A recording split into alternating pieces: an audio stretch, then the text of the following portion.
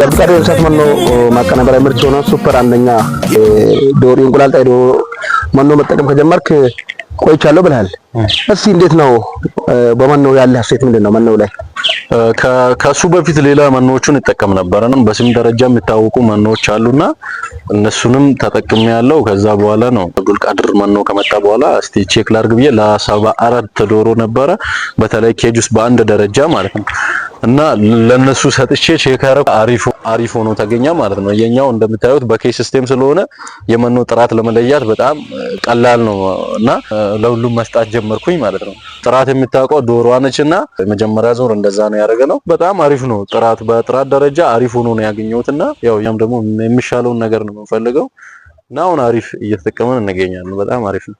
ሁሉም ሰው ወስዶ ቢጠቀም ደስተኛ ነኝ። ሁሉም ሰው ያው መኖ ለአርቢ የዶሮ እድሜ የምንጠቀመው ያው ኳሊቲ ያለው መኖ እየሰጠን ያለችዋን እድሜ እነሱን ያለውን እድሜ ተጠቅመን ሌላ ማስገባት እንደዛ ነው። ስለዚህ አሁን ብዙ ሰው እየተጠቀመ ነው ያለው። በነገራችን ላይ እዚህ ሆሳና ላይ በብዛት አሁን የአብዱልቃድር መኖ ተጠቃሚ ነው በብዛት ያለው። አሁን ተመራጭ ሆኗል እና ጥራታቸው ምናምን የመኖ ጥራታቸው በጣም አሪፍ ከመሆኑም የተነሳ ብዙ ሰዎችም እየተጠቀሙ ነው ያሉትና በጣም አሪፍ ላይ ነን። ምርት ላይም እንቁላል ጣዮችም ሌሎችንም እየተጠቀመን እንገኛለን። ይሄን የሚያዩ ሰው ደግሞ ከዚህ ወስዶ ቢጠቀሙ እንኳን ያው እኛ በመናወራ ሳይሆን እኛ ከምናወራው እንትን ብሎ ሳይሆን የተወሰነ መኖ ወስዶ አሁን ለምሳሌ 100 ዶሮ ያለ ሰው ለ10 ዶሮ ሰጥቶ ቼክ ማድረግ ይችላል ማንንም ሳይጠይቅ ማለት ነው። እንደዛ አድርጎ ሁሉም ሰው መጠቀም ይችላል፣ ኳሊቲውን ማየት ይችላል እና የመኖ ጥራት ደግሞ እርባታ ስራ ላይ የመኖ ጥራት ደግሞ በጣም አስፈላጊ ነው። ዋጋው ሳይሆን የመኖ ጥራት ነው መታየት ያለበትና ስለዚህ በፊት ከባህር ዳር የሚመጣ መኖ ነበር በነገራችን ላይና ከባህር ዳር የሚመጣ ነበር፣ ከደብረ ዘይት የሚመጣ ነበር። በጦርነት ምክንያት አንዳንዴ መኪናዎች አንድም ምናምን ስሉ ሹፌሮች አንድም ስሉ ማናገኝበት ጊዜ ነበረ። በቆሎ አስፈጭተን ምናምን የምንሰጥበት ጊዜ ነበር መኖ ሲያልቅ ማለት ነው። በቃ አማራጭ አጥተን ማለት ነው።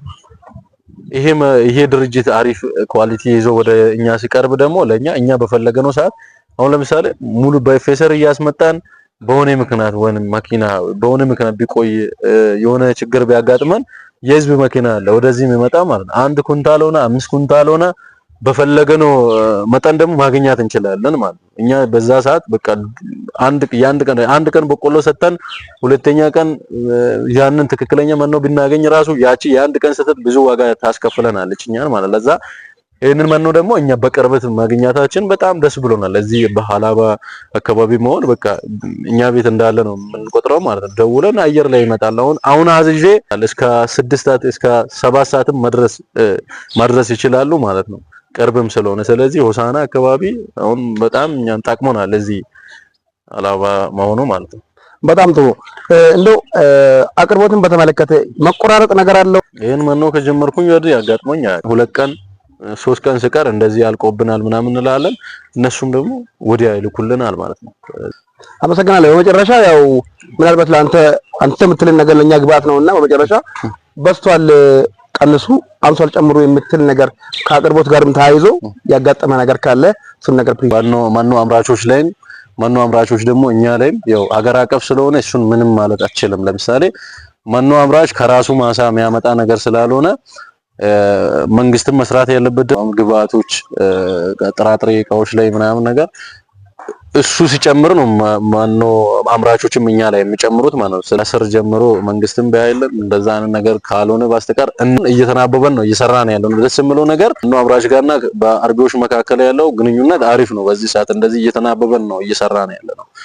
ስለዚህ ይሄ ነገር መቀጠል ያለበት እኛ ደግሞ እንዲህ ከተነጋገርን ደግሞ ማናሸንፈው ነገር አይኖርም ብዬ አስባለሁ። ስለሰጠኝ ማብራሪያ ከልብ አመሰግናለሁ። ስላገኘው